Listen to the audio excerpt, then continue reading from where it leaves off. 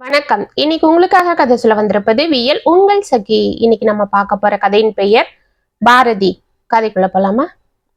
Manager அறையிலிருந்து வெளியே வந்த பாரதியை அனைவரும் சூழ்ந்து கொண்டனர். பாரதி, என்ன பாரதி, மேனேஜர் என்ன சொன்னாரு என்று ஆவலாக கேட்டாள் சின்மயி. என்ன சொல்லுவாரு, நாம எதிர்பார்த்ததுதான். என்னதான் சேலத்துக்கு மாத்திட்டாங்க என்று மெலிதாக சிரித்தாள். என்னடி சிரிச்சுக்கிட்டே சொல்ற? பின்ன என்ன செய்ய சொல்ற? அந்த புதுசா வந்த கௌதம் அவருக்கு தெரிஞ்சவரு, அதனால அவர் அங்க மாத்த மாட்டாங்க. அடுத்தது நான் தான் அவருக்கு இங்க வேண்டாத ஆளு. என்னை பார்த்தாலே எப்போ எரிஞ்சு விழுந்துட்டு இருப்பாரு. இப்ப சமயம் பார்த்து பழி வாங்கிட்டாரு. ஆனாலும் அவர் நினைச்சிட்டு இருக்கலாம் பழி வாங்கினதா. ஆனா எனக்கு இதுல சந்தோஷம்தான். ஏன் அப்படி சொல்ற? பின்ன என்னதான் நம்ம நேர்மையா உழைச்சாலும் சில அட்ஜஸ்ட்மெண்ட் எல்லாம் இல்லைன்னா தோ இப்படிதான் பழி வாங்கப்படுவோம். இந்த மாதிரி ஆளுக்கிட்ட அவஸ்தையோட வேலை பார்க்கறதுக்கு நான் பேசாம சேலத்துக்கு போயிறேன்னு சந்தோஷமா ஆர்டர் வாங்கிக்கிட்டேன். அப்படின்னா உங்க வீட்டுல ஒன்றும் சொல்ல மாட்டாங்களா? தெரியல, போனாதான் தெரியும் அந்த கதையும் என்று பெருமூச்சு விட்டாள். பாரதி வீட்டில் தனக்கு சேலத்திற்கு மாற்றலாகி இருக்கிறது என்ற விஷயத்தை கூறியதும் மாமியார், மாமனார், கணவன் என ஆளுக்கு ஒரு மூலையில் இருந்து கத்த ஆரம்பித்தனர். பிள்ளைகள் இருவரும் தனது தாயை பரிதாபத்தோடு பார்த்து கொண்டு அமைதியாக சோஃபாவில் அமர்ந்திருந்தனர். இதோ பாருங்க, ஆபீஸ்ல நான் தான் போயக்கணும்னு சொன்னதுக்கு அப்புறம் நான் முடியாதுன்னு எப்படி சொல்றது? அதுக்காக இப்படி குழந்தைங்களை பார்க்காம எங்களை பார்க்காம வேலைதான் முக்கியம்னு போயிடுவியா? நீ இல்லாம இங்க எப்படி சமாளிக்க முடியும்? குழந்தைங்களை யார் பார்க்கறது என்று கத்தினான் தேவா. என்னங்க, அதுதான் அத்தையும் மாமாவும் இருக்காங்கல்ல, குழந்தைங்களை அவங்க பார்த்துப்பாங்க. இப்ப பாதியில ஸ்கூல்ல இருந்தோம் நிறுத்தி அங்க கூட்டிட்டு போய் சேர்க்க முடியாது. அதுவும் இல்லாம நானே இன்னும் அங்க போய் செட்டில் ஆகல. இப்ப நான் போய் அங்க வீடு பார்த்து போயிட்டேன்னா அப்புறமா இந்த ஆனுவல் முடிஞ்சதும் நானே வந்து பசங்களை கூட்டிட்டு போய் இங்க சேர்த்துடுறேன். ஓ, அப்படின்னா நீ அங்கேயே செட்டில் ஆகிடுறதா பிளான் போட்டிருக்கியாமா? நீ பேசுறத பார்த்தா திரும்ப இங்க வர ஐடியாவே இல்லாதது போலதானே இருக்கு என்றார் சதாசிவம். அதுக்கு இல்லம்மாமா, இப்பதான் டிரான்ஸ்ஃபர்ல நான் அங்க போறேன். திரும்பவும் இங்க மாத்திட்டு வரணும்னா உடனே டிரான்ஸ்ஃபர் கொடுக்க மாட்டாங்க. அதுக்காக தான் சொல்றேன். அப்படின்னா இந்த வேலையை நீ பார்த்துதான் ஆகணுமா? அவ்வளோ என்ன பிடிவாதம் உனக்கு என்றாள் துர்கா. அத்தை, பிடிவாதம்லாம் ஒண்ணும் இல்ல. நமக்கு இருக்கிற கடனை பத்தி தான் யோசிக்கிறேன். உங்க பொண்ணு கல்யாணத்துக்கும் உங்க கால் ஆபரேஷனுக்கும் வாங்கின லோனை நாம் அடைக்க வேண்டாமா? இவர் ஒருத்தர் வருமானத்துல எதன சமாளிக்க முடியும்? அதுக்கு தானே நானும் இந்த வேலையில ஒண்டிக்கிட்டு இருக்கிறேன். ஏதோ என்னோட சம்பளத்துல சேர்த்து வைக்கிறது தான் இப்ப கடன் அடிச்சிட்டு இருக்கோம். அப்பன்னா உன்னாலதான் குடும்பம் ஓடுதுன்னு சொல்றியா என்று எகிரி கொண்டு வந்தான் தேவா. நான் அப்படி சொல்ல வரலைங்க, ஏன் சம்பளமும் இருக்கிறதாலதான் ஓடுதுன்னு சொல்றேன். இப்ப நீ என்ன தாண்டி சொல்ல வர? இதோ பாருங்க, நான் சும்மா வளவலன்னு பேச விரும்பல. ஏன்னா வீம்பு பிடிக்கிறவங்க கிட்ட பேசியும் ஒன்றும் பிரயோஜனம் இல்லை. நான் நாளைக்கே சேலத்துக்கு போயாகணும். திங்கக்கிழமை டியூட்டியில ஜாயின் பண்ணணும். நீங்க என் கூட வர முடியுமான்னு சொல்லுங்க, இல்ல நானே போய்க்கிறேன் என்று உள்ளே சென்றாள். மூவரும் அதிர்ந்து அவளை பார்த்து கொண்டு நிற்க, பாத்தியாடா இந்த திமிருதா இவகிட்ட. நாம இங்க காட்டு கத்து கத்திட்டு இருக்கோம், அவ எதனா சட்டை பண்றாளா பாரு. அவ அபிப்பிராயத்தை சொல்லிட்டு போயிட்டே இருக்கா என்று தனது மகனிடம் தூபம் போட்டாள் துர்கா. தேவா பல்லை கடித்து கொண்டு அமைதியாக நின்றான். மறுநாள் காலை அனைவரிடமும் கூறிவிட்டு பிள்ளைகளுக்கு 1000 ஜாக்கிரதைகள் சொல்லிவிட்டு சேலத்திற்கு கிளம்பினாள் பாரதி. வேண்டா வெறுப்பாக அவளை அழைத்து கொண்டு போய் பஸ் ஏற்றிவிட்டு பஸ் கிளம்பும் வரை கூட நிற்காமல் வந்து கொண்டிருந்தான் தேவா. அவள் அமைதியாக அவனை பார்த்து கொண்டிருந்தாள். சேலத்தில் இருக்கும் ஆபீஸில் ஜாயின் செய்த பாரதி ஒரு வாரத்திலேயே அங்கிருப்பவர்களிடம் பழகி போக அவளது சுறுசுறுப்பு, நேர்மையான நடவடிக்கை அனைத்தையும் பார்த்து அங்கிருந்தவர்களுக்கும் அவளை மிகவும் பிடித்து போனது. இதில் அவள் வயதுடைய கவிதா அவளிடம் மிகவும் நெருக்கமாக பழக ஆரம்பித்தாள். அன்று ஆபீஸுக்கு வந்த பாரதி மிகவும் களைப்பாக இருக்க அவளை பார்த்த கவிதா, என்ன பாரதி, ஏன் இன்னைக்கு ரொம்ப டயர்டா இருக்கிற என்று ஆச்சரியமாக கேட்டாள். எங்க கவிதா, இந்த வீட்டுக்காக அலையிறது பெரிய கஷ்டமா இருக்கு. நானும் அந்த புரோக்கர் சொல்ற இடத்துக்கு எல்லாம் போய் பாக்குறேன், ஒன்னும் சரிப்படல. ஒண்ணு ஆபீஸுக்கு தூரமா இருக்கு, இல்லைன்னா அங்க சரியான பாதுகாப்பு இருக்கிறது போல தெரியல.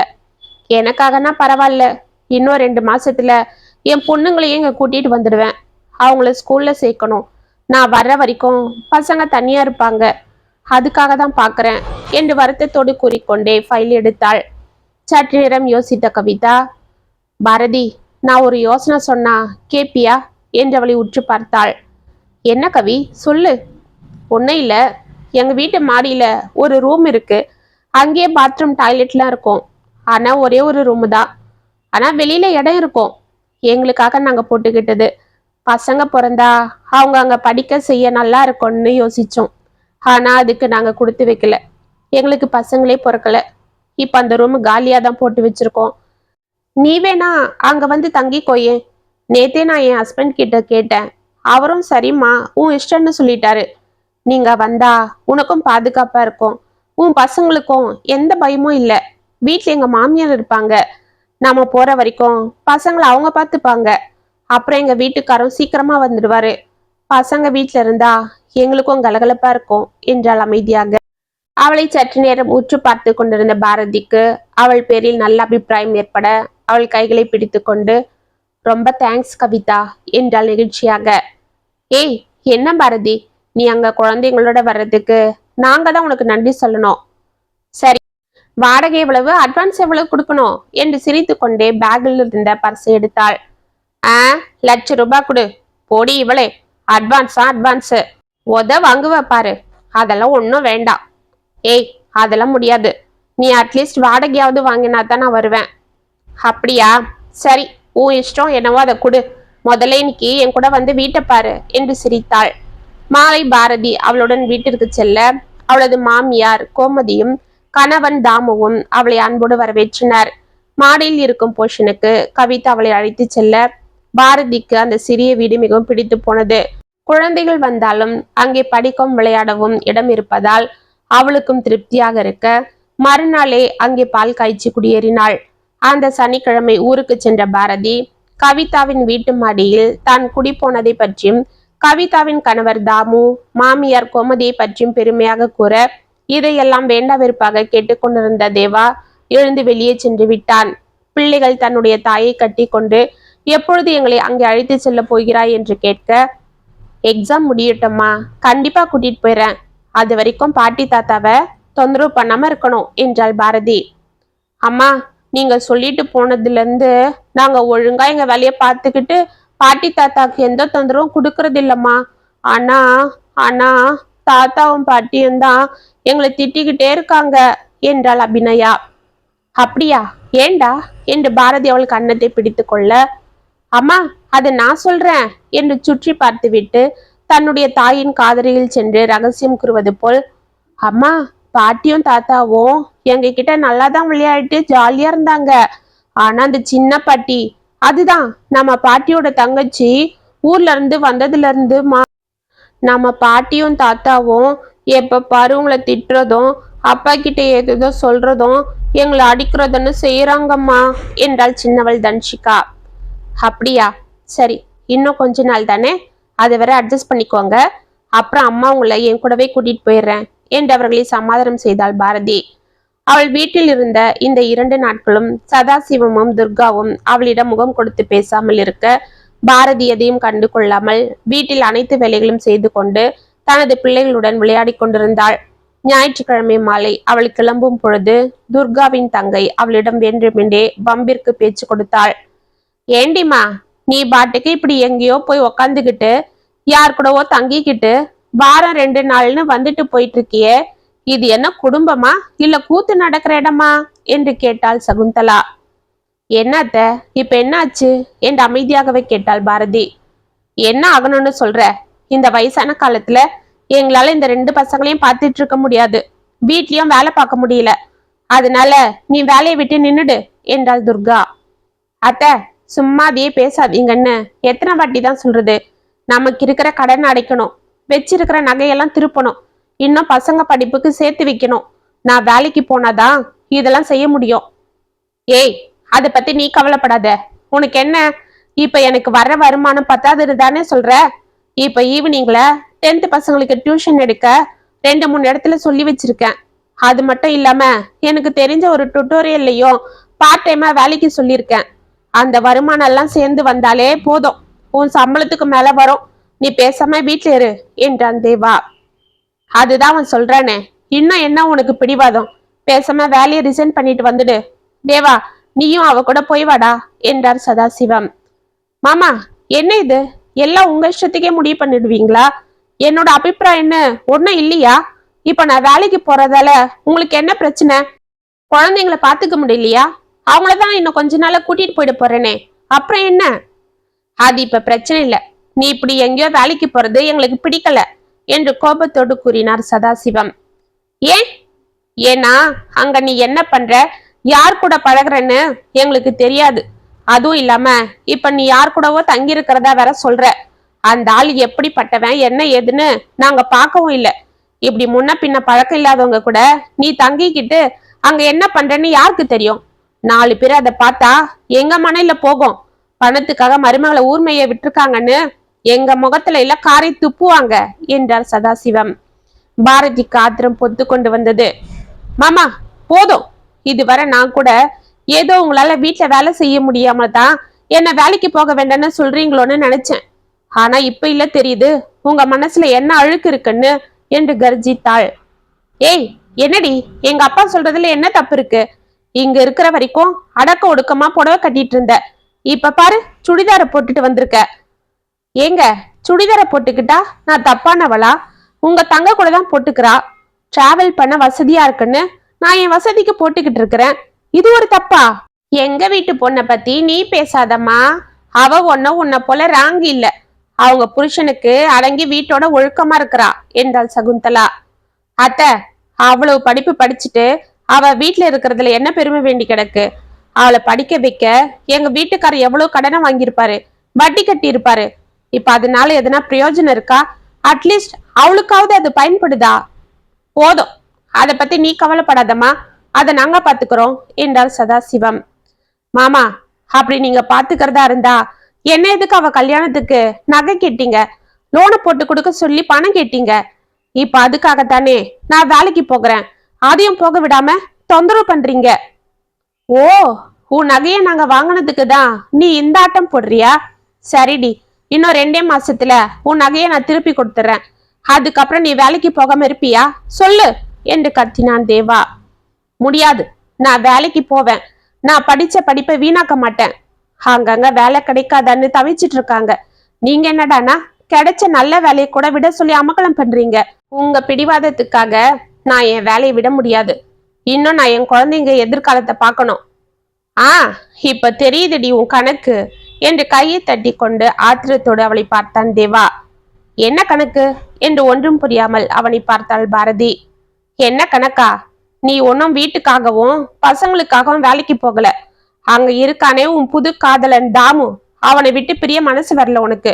அவனோட ஊரை சுத்தணும், ஜாலியா இருக்கணும். அதுக்கு தானே இப்படி அடம் பிடிக்கிற என்று கேட்டான். என்ன வளர்றீங்க என்று பாரதி ஆத்திரத்தில் கத்த. இது என்னடா புது கதை என்று கன்னத்தில் கையை வைத்தாள் சகுந்தலா. ஏய் என்னடா தேவா, என்னடா சொல்ற? கடவுளே, நம்ம குடும்பமானமே போயிடும் போல இருக்கே. நான் பயந்தது போல ஆகிடும் போல இருக்கே. இங்க என்னடா நடக்குது என்று அலறினாள் துர்கா.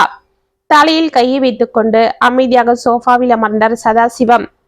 ஆமா, 2 நாளைக்கு முன்னாடி என் ஃப்ரெண்டு சுந்தரம் அவங்க சொந்தக்காரங்க வீட்டு ஃபங்க்ஷனுக்காக சேலத்துக்கு போயிருந்தானா. அப்ப இவ ஒரு ஆளு கூட வண்டியில போனதை பார்த்தானா. முதல்ல அவனால நம்பவே முடியலையா. அவன் என்கிட்ட சொல்லும் போதும் என்னாலயும் நம்ப முடியல. உன் பொண்டாட்டி சுடிதார் போட்டுக்கிட்டு ஒரு ஆளு கூட ரொம்ப நெருக்கமா வண்டியில உட்காந்து பேசிட்டு போறாங்க. நீ என்னடானா எங்க அப்பாவை போல இருக்கேன்னு என் முகத்துல காரை துப்புறான்.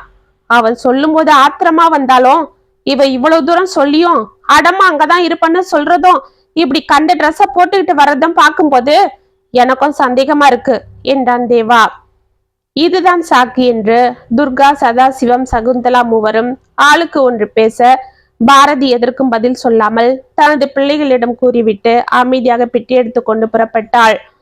பாத்தியாடா அவளோட கொழுப்ப, நாம இங்க பேசிட்டு இருக்கோம், அதுக்கு நின்னு பதில் கூட சொல்லாம போயிட்டே இருக்காளே என்றாள் சகுந்தலா. தேவா அதிர்ந்து அவளை பார்த்து கொண்டு நின்றான். 2 மாதங்கள் சென்றது. ஊருக்கு சென்ற பாரதி தேவாவிற்கு போன் செய்வதை கூட நிறுத்திவிட்டாள். வாரம் 2 நாட்கள் விடுமுறையில் வருவதில்லை. பிள்ளைகளுக்கு எக்ஸாம் முடிந்ததும் ஒரு நாள் வந்து யாரிடமும் பேசாமல் பிள்ளைகளை அழைத்து கொண்டு சென்று விட்டாள். அப்பொழுதும் சதாசிவம், துர்காவும் அவளை திட்டி தீர்க்க தேவா மட்டும் அமைதியாக இருந்தார். ஊருக்கு சென்ற பாரதி பிள்ளைகள் அருகில் இருக்கும் பள்ளியில் சேர்த்துவிட்டு தானும் வேலைக்கு சென்று கொண்டிருந்தாள். கூடிய விரைவில் அவளுக்கு ப்ரமோஷனும் வந்துவிட கடனையும் அடைத்து விட்டாள். வரும் வருமானம் மூவருக்கும் தாராளமாக இருக்க பிள்ளைகளின் பேரில் பணத்தை சேமித்து கொண்டு வந்தாள். அவள் மாலை வரும் வரை பிள்ளைகள் கீழே இருக்கும் கவிதாவின் மாமியாரிடம் விளையாடி கொண்டிருக்க அவள் அன்போடு பிள்ளைகளுக்கு ஸ்நாக்ஸ் செய்து தருவதும் அவர்களுக்கு கதைகள் சொல்வதும் என அவர்களை பார்த்து கொண்டிருந்தாள். கவிதாவும் தாமுவும் கூட பிள்ளைகளுடன் அன்போடு பழக அவர்கள் பாதுகாப்பில் பாரதியும் தைரியமாக இருந்தாள். இப்படியே நாட்கள் உருண்டோட அங்கே சென்னையில் தேவாவிற்கு வீட்டில் பிள்ளைகள் இல்லாததும் பாரதி இல்லாததும் மிகவும் வருத்தமாக இருந்தது. அன்று அவசரப்பட்டு பாரதியை நாம் தவறாக பேசிவிட்டோமோ என்று கூட அடிக்கடி நினைத்து வருந்தி கொண்டிருந்தான். இப்பொழுது ஆபீஸில் அவனுக்கும் ப்ரமோஷன் கிடைத்துவிட சம்பளமும் கூடுதலாக வந்தது. அந்த பணத்தில் பாரதி நகைகளை திருப்பிய தேவா அதை அவளிடம் கொடுக்கும் சாக்கில் அங்கு சென்று பார்த்துவிட வேண்டும் என்று மனதில் நினைத்து கொண்டான். இருந்தாலும் ஏதோ ஒரு ஈகோ அவனை தடுத்து கொண்டிருந்தது. அன்று ஆபீஸிற்கு சென்ற தேவா அங்கு ஏதோ கலவரம் நடந்து கொண்டிருப்பதை பார்த்து ஒன்றும் புரியாமல் சங்கரிடம் விசாரித்தான். அதுவா, நம்ம ராஜுவோட மாமனாரும் மச்சானும் வந்து அவனை பத்தி எல்லார்கிட்டயும் கேட்டுட்டு இருக்காங்க என்றான் சங்கர். அப்படியா? அவன் தான் வேலைக்கு வந்து 6 மாசம் ஆகுதே, இங்க எதுக்கு வந்து விசாரிக்கிறாங்க? அட, நாமெல்லாம் என்ன நினைச்சிட்டு இருந்தோம், அது ராஜு வேற எங்கேயோ வேலை கிடைச்சுதான் போயிட்டான்னு இல்ல பேசிட்டு இருந்தோம். ஆமா, ஆனா அது இல்ல சங்கதி. அவன் குடும்பத்தையே இங்க விட்டுட்டு எங்கேயோ எஸ்கேப் ஆகிட்டானாப்பா. அவங்க ஒய்ஃப் ஒரு வெகுலியாம், படிப்பு வேற அவ்வளவா இல்லாதவங்க போல இருக்கு. புருஷன் ஏதோ வேலை விஷயமா வெளியில போயிருக்கான்னு நினைச்சுக்கிட்டு பேசாம இருந்திருக்காங்க. போன் போட்டாலும் அவன் முதல்ல எடுத்து பேசிட்டு இருந்திருக்கான். அப்புறம் அதுவும் இல்லையாம். போக போக எந்த தகவலும் தெரியாம இருந்திருக்கு. எல்லாரும் அவங்கள பார்த்து பரிதாபப்பட்டு இருக்காங்க. பாவம், அவங்க அப்பா வீட்லயும் ஒன்னும் வசதி இல்லைன்னு இங்கே இருந்துட்டாங்களாம். இப்ப ஒன்னும் அவங்களால சமாளிக்க முடியலையாம், அவதிப்பட்டிருக்காங்க. அதை பார்த்துட்டு அவங்க அண்ணனும் எங்கெங்கயோ சொல்லி வச்சு விசாரிச்சதுல அவனுக்கு வேற யார் கூட தொடர்பு இருக்குன்னு தெரிய வந்திருக்கு. இப்ப அந்த பொண்ணு கூட தான் குடும்பம் நடத்துறானா. நம்ம ஆபீஸ்ல தான் சுந்தரம் சொல்லியிருக்கான். அதுதான் வந்து விசாரிச்சுட்டு இருக்காங்க என்றான் சங்கர். அட பாவி, அப்பனா சுந்தரத்துக்கு ஏற்கனவே ராஜு இப்படி பண்ணது தெரியுமா என்று அதிர்ந்து கேட்டான் தேவா. பின்ன தெரியாமலா? சுந்தரத்துக்கு தெரியாத விஷயம் என்ன இருக்கு? அதோ வரான் பாரு என்று சிரித்தான் சங்கர். அப்பொழுது அவர்கள் அருகே வந்த சுந்தரத்தை பார்த்து முறைத்த தேவா, ஏன்பா, பாவம் ராஜுவோட ஒய்ஃப் பசங்களை வச்சுக்கிட்டு அவனை காணாம இந்த 6 மாசமா எவ்வளவு அவதிப்பட்டிருப்பாங்க. அப்பெல்லாம் நீ அவனை பத்தி அவங்க கிட்ட சொல்லி இருந்தா அவங்க அப்பாவே அவங்க அண்ணன் கிட்ட சொல்லி எதனா செஞ்சிருப்பாங்கல்ல. இத்தனை நாள் எல்லாம் தெரிஞ்சும் சும்மாவே இருந்திருக்க என்று கோபமாக கேட்டான். அட, ஆம்பளைங்கன்னா அப்படிதான் இருப்பாங்க. இதெல்லாம் பெரிய விஷயமா? அப்படி என்ன அவன் தப்பு பண்ணிட்டான்? ஊர்ல இல்லாதவன் பண்ணாத தப்பா? முக்கால் வாசிங்க நிறைய ஆம்பளைங்க இப்படிதான், வீட்டுல ஒண்ணு வெளியில ஒண்ணுன்னு இருப்பாங்க. ஏய், என்னப்பா இப்படி பேசுற? பின்ன என்ன தேவா, வாழ்க்கைய ஜாலியா அனுபவிக்கணும். வீட்டுல பொண்டாட்டி முகத்தையே எத்தனை நாளைக்கு தான் பார்த்துட்டு இருக்க சொல்ற? அவன் கொடுத்து வச்சவன், அவனுக்கு அமைஞ்சது, எஸ்கேப் ஆகிட்டான். நமக்கு அமையல, அதுக்காக அவன் சந்தோஷத்தை கெடுக்கலாமா என்று சிரித்து கொண்டே சென்று விட்டான். தேவாவிற்கு சுருக்கென்று ஏதோ இதயத்தில் தைத்தது போல இருந்தது. அட பாவி, இதுவே ஒரு பொம்பளை இப்படி பண்ணா என்னெல்லாம் இந்த வாய் பேசும். என் பொண்டாட்டி டிரான்ஸ்ஃபர் வந்து அதுவும் குடும்பத்துக்காக சம்பாதிக்க ஊரு விட்டு ஊரு போனா. அவளை கூட நான் தான் போய் பஸ் ஏற்றி விட்டு வந்தேன். ஆனா இவன் என்னெல்லாம் அவளை பத்தி என்கிட்ட சொல்லிக்கிட்டே இருந்தான். அவ சுடிதார் போட்டுக்கிட்டதுக்கும் அவ யார் கூட வண்டியில போனதுக்கும் எப்படிலாம் தப்பு தப்பா சொன்னான். இவன் பேச்சை கேட்டு இத்தனை வருஷம் எனக்கு உண்மையா இருந்த என் பாரதிய நான் எப்படிலாம் பேசிட்டேன். அப்படி தப்பு பண்றவளா என்கிட்ட தினமும் அங்க நடக்கிறதெல்லாம் போன்ல சொல்லிட்டு இருந்தா. இப்ப அவ பேசாம இருக்கிறது எவ்வளவு வேதனையா இருக்கு. அப்படி தப்பா நடந்துக்கிறவளா குழந்தைங்களை தன்னோட கூட்டிட்டு போயிருப்பா. நான் என் தங்க கல்யாணத்துக்கு அவன் நகையை கேட்டப்ப எந்த கேள்வியும் கேட்காம உடனே எடுத்து கொடுத்தாளே. அவங்க ஆபீஸ்ல லோனு போட்டு பணத்தை கொடுத்தாளே. இங்க இருக்கிற மேனேஜர் அவளை ஏதோ தொல்லை பண்ணிக்கிட்டே இருந்திருக்கான். இப்பதான் அவளோட ஃப்ரெண்டு எல்லாத்தையும் என்கிட்ட சொன்னான். அப்பவும் அவ வேலையை விடாம நம்ம கடன் அடைக்கவும் குழந்தைங்க படிப்புக்கு தானே வேலைக்கு போயிருக்கா. அவளை போய் நான் எப்படிலாம் பேசிட்டேன். இந்த உலகம் ஆம்பளைங்களுக்கு ஒரு நியாயமோ பொம்பளைங்களுக்கு ஒரு நியாயமோ இல்ல வச்சிருக்கு. இதுக்கு நானும் பலியாகிட்டனே என்று யோசித்து கொண்டே ஆண்டி வீட்டிற்கு சென்றான். வண்டியை வெளியே நிறுத்திவிட்டு அவன் உள்ளே செல்ல சகுந்தலா தனது தாயிடமும் தந்தையிடமும் பாரதியை பற்றி ஏதேதோ சொல்லிக் கொண்டிருப்பது அவன் காதில் விழுந்தது. சித்தி, போது நிறுத்துங்க. அவளை பத்தி தான் இல்லாததும் பொல்லாததும் சொல்லி சொல்லி இப்ப எங்களை பிரிச்சே வச்சிட்டீங்க. இன்னுமா அவங்களுக்கு திருப்தி ஆகல என்று கத்தினான். ஏய், என்னடா சொல்ற என்று துர்கா கோபத்தோடு கேட்க, அம்மா போது நிறுத்துங்க. இப்படி ஊரார் பேச்சை கேட்டு கேட்டுதான் பாவம் அவளை இம்சை பண்ணீங்க. உங்க கூட சேர்ந்து நானும் அவளை காயப்படுத்திட்டேன். இன்னைக்கு அவ இல்லாத போதுதான் அவ அருமையே எனக்கு புரியுது. உங்களுக்கு மட்டும் என்ன, அவ இங்க இருந்த வரைக்கும் அவளை எல்லாம் பார்த்துக்கிட்டா, நீங்க நிம்மதியா இருந்தீங்க. ஆனா இப்ப எல்லா வேலையும் நீங்க தானே பாக்குறீங்க. அது மட்டுமா, வீட்டுல பசங்க இல்லாம அப்பாவுக்கு பொழுது போறதே கஷ்டமா இருக்குன்னு புலம்பல. இப்படி ஊரார் பேச்சை கேட்டு நாம தான் நம்ம சந்தோஷத்தை எல்லாம் இழந்துட்டு நிக்கிறோம். அவ இப்ப வேலைக்கு போறதால என்ன ஆச்சு? நமக்கு தானே நல்லது நடந்தது. நம்ம சாந்தி கல்யாணத்துக்கு உதவிதான்.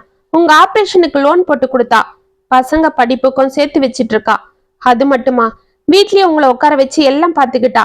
இப்படி நமக்காக பாடுபட்டவளை இதோ வந்து 4 நாள் தங்கிட்டு நம்ம வீட்லயே சாப்பிட்டுக்கிட்டு நம்ம குடும்பத்துக்கே வேட்டு வைக்கிறவங்க பேச்சு கேட்டுக்கிட்டு சந்தேகப்பட்டு காயப்படுத்தி அனுப்பிட்டோம். இதனால நாம தான் நிம்மதி இல்லாம தவிக்கிறோம். இன்னும் அவங்க பேச்சை கேட்டு அவளை தப்பா பேசுறீங்க என்றான். சதாசிவம் துர்காவும் தனது தவறை உணர்ந்து தலை குனிந்து நின்றனர். மறுநாளே தேவா சேலத்திற்கு புறப்பட அன்று கவிதாவின் வீடு ஒரே கோலாகலமாக இருந்தது. பிள்ளைகள் கோமதியின் மடியில் அமர்ந்து கொண்டிருக்க கோமதி அவர்களை கொஞ்சி கொண்டிருந்தாள். பல பெண்கள் கூடி கவிதாவிற்கு அலங்காரம் செய்து பூ முடித்து அவளை அழைத்து வந்து நடுவே போடப்பட்டிருந்த சேரில் அமர வைக்க, அவளுக்கு முன்னால் வளையல்களும் சந்தனம் குங்குமம் என நலங்கு வைக்க தயாராக வைக்கப்பட்டிருந்தன. தாமு வந்தவர்களை எல்லாம் மகிழ்ச்சியோடு வரவேற்றுக் கொண்டிருந்தான். தேவாவின் கண்கள் ஆர்வத்தோடு பாரதியை தேட, இதற்குள் நலங்கு வைக்கும் இடத்தில் இருந்த பெண்களில் ஒரு மூதாட்டி, முதல்ல நாத்தனாரு தான் வளையல் போடணும். எங்க நாத்தனாரு சீரு கொண்டாங்க என்று கூறினாள். இதோ வந்துகிட்டே இருக்கேன் என்று பாரதி மகிழ்ச்சியோடு கையில் ஒரு தாம்பாள தட்டி எடுத்துக்கொண்டு மாடியில் இருந்து இறங்கி வந்தாள். அதில் ஒரு பட்டு சேலையும் கண்ணாடி வளையல்களும் பூ பழம் ஸ்வீட் என அடுக்கி இருக்க, பாமா உனக்காக தான் காத்துட்டு இருக்கோம். உன் அண்ணன் பொண்டாட்டிக்கு நீ தான் முதல்ல நலங்கு வைக்கணுமா என்று சிரித்தாள் கோமதி. ஆமா ஆமா, என் தங்கச்சி தான் முதல்ல நலங்கு வைக்கணும். அவங்க இந்த வீட்டுக்கு குழந்தைங்களை என்னைக்கு கூட்டிட்டு வந்தாங்களோ அன்னைக்குதான் எங்க வீட்டுல நல்லதே நடக்க ஆரம்பிச்சுது. இத்தனை வருஷமா குழந்தைங்க இல்லாம ஏங்கிட்டு இருந்த எங்களுக்கு அந்த குறை தீர்ந்தது என்று தனது தாயிடம் விளையாடி கொண்டிருந்த குழந்தைகளை தூக்கி கொஞ்சினான் தாமு. அதனால என்னன்னா இருக்கு, நீங்க மட்டும் என்ன எங்களுக்கு பாதுகாப்பா இருக்கீங்க. ஒரு தாய் வீட்டுல இருக்கிறது போல நான் இங்க என் குழந்தைங்களோட நிம்மதியா இருக்கிறேன் என்று பாரதி கூறிக்கொண்டிருக்க, கவிதா பாரதியை பார்த்து சிரித்தாள். இதற்குள் ஹை அப்பா என்று குழந்தைகள் தாமுவிடம் இருந்து இறங்கி தேவாவிடம் ஓட அனைவரும் திரும்பி தேவாவை பார்த்தனர். பாரதி அப்படியே அதிர்ந்து அவனை பார்த்து கொண்டு நின்றாள். அப்பொழுதுதான் தேவாவை கவனித்த தாமு, வாங்க வாங்க என்று அழைத்து கொண்டு தேவாவிடம் ஓடினான். தேவாவிற்கு தாமுவை பார்க்கவே வெட்கமாக இருந்தது. ஒரு சகோதரியை போல் தனது மனைவியிடம் பழகியவனை நேரில் பார்க்காமலேயே தவறாக பேசியதற்கு மனதில் மிகவும் வருத்தமடைந்தான். என்ன தேவா, இங்கே நின்னுட்டீங்க? நீங்க இன்னைக்கு வருவீங்கன்னு பாரதி சொல்லவே இல்லையே. நாங்களும் உங்களை வர சொல்லி எத்தனை வாட்டி அவங்க கிட்ட சொல்லிட்டு இருந்தோம் தெரியுமா? அவருக்கு வேலை இருக்குன்னா அப்புறமா வருவார்னு சொல்லிட்டே இருந்தாங்க. நல்ல வேலை, இன்னைக்கு சரியான நேரத்துக்கு வந்துட்டீங்க. நீங்க 2 பேரும் தான் என் மனைவி ஆசீர்வாதம் பண்ணணும். பாரதி, இங்க பாருமா யார் வந்திருக்காங்கன்னு என்று மகிழ்ச்சியோடு கூறினான் தாமு. பாரதி அமைதியாக அவன் அருகில் வந்தாள். என்ன பாரதி, அண்ணாவை அப்படி பாக்குற? இத்தனை நாள் அவரை பத்தியே புலம்பிட்டு இருப்ப. இன்னைக்கு அவர் நேர்ல வந்ததும் வார்த்தை வரலையா என்று சிரித்தாள் கவிதா. இதற்குள் அவர்கள் அருகில் வந்த கோமதி, அப்பா தேவா வாப்பா, உன்னை பத்தி பாரதி நிறைய சொல்லியிருக்கா. உன்னை போலதான் பாரதியும் தங்கமான பொண்ணு. என் மருமக ரொம்ப வீக்கா இருக்கான்னு அவளை ஆஸ்பத்திரியில சேர்த்திருந்தோம். என்னால ஹாஸ்பிட்டலுக்கும் வீட்டுக்கும் அலைய முடியல. அவதான் வேலைக்கும் போயிட்டு வந்து அவங்க அண்ணன் கூட சாயங்காலத்துல ஆஸ்பத்திரிக்கும் போயிட்டு அவ ஃப்ரெண்டை பார்த்துக்கிட்டா. இதுக்கெல்லாம் நாங்க உங்களுக்கு நிறைய நன்றி கடன் பட்டிருக்கோம்ப்பா என்றாள். அம்மா அப்படிலாம் சொல்லாதீங்க. இத்தனை நாளா என் பொண்டாட்டி பசங்களை நீங்க எல்லாம் பத்திரமா பாதுகாப்பா பார்த்துட்டு இருந்தீங்க. அதுக்கு நான் தான் உங்களுக்கு நன்றி சொல்லணும் என்றான் தேவா. சரி சரி வாங்க, நலங்கு வைக்க நேரமாகுது என்று அனைவரும் கவிதாவிடம் சென்று விட, அதிர்ந்து அவனையே பார்த்து கொண்டிருந்த பாரதியை பார்த்து, பாரதி என்னை மன்னிச்சிடுமா, உன்னை பத்தி நான் இப்பதான் புரிஞ்சுக்கிட்டேன். அது மட்டும் இல்ல, உன் மேல பழி போட்டு இந்த ஊரை பத்தியும் தெரிஞ்சுக்கிட்டேன். இனிமே யார் என்ன சொன்னாலும் நான் உன்னை சந்தேகப்பட மாட்டேன். ஏன்னா நீ என்னோட பாரதி என்றான் தேவா. பாரதி லேசாக புன்னகை செய்தாள். இப்படி மௌனமாவே இருந்து உன்னை நீ நிரூபிச்சுக்கிட்ட இல்ல என்று சிரித்தான். என் மேல தப்பு இல்லாதப்ப நான் வாதாட வேண்டிய அவசியமே இல்லை. அன்னைக்கு நீங்க இந்த தாமு அண்ணா கூட சேர்த்து வச்சு என்ன தப்பா பேசுனீங்க. நான் நினைச்சிருந்தா அப்பவே கத்தி அமக்கலம் பண்ணி ஆர்ப்பாட்டம் பண்ணிருக்கலாம். ஆனா அப்படி பண்றதால எந்த பிரயோஜனமும் இல்லை. இன்னும் தான் உங்களுக்கு அந்த சந்தேகம் வலுக்கும். நீங்களா திருந்தணும்னு தான் நான் வெயிட் பண்ணேன். அது வேற அமைதியா இருக்கிறது ஒண்ணுதான் நல்லதுன்னு யோசிச்சு நான் என் வேலையை பார்க்க ஆரம்பிச்சிட்டேன் என்றாள். சும்மாவா? நீ யாரு? சாதாரண பாரதி இல்ல, அந்த மகாகவி பாரதி கண்ட புதுமை பெண்ணாச்சே என்று சிரித்தான் தேவா. இத்துடன் பாரதி கதை முற்றும். உங்களுக்காக நான் எழுதின இந்த கதை உங்களுக்கு பிடிச்சிருந்தா கமெண்ட்ஸ்ல சொல்லுங்க, லைக் பண்ணுங்க, ஷேர் பண்ணுங்க, மறக்காம சப்ஸ்கிரைப் பண்ணிக்கோங்க. மீண்டும் நாளைக்கு வேற ஒரு சுவாரஸ்யமான கதையோட உங்களை சந்திக்கிறேன். அது வரைக்கும் இனிப்பிலே இருங்க. இப்படிக்கு வியல் உங்கள் சகி.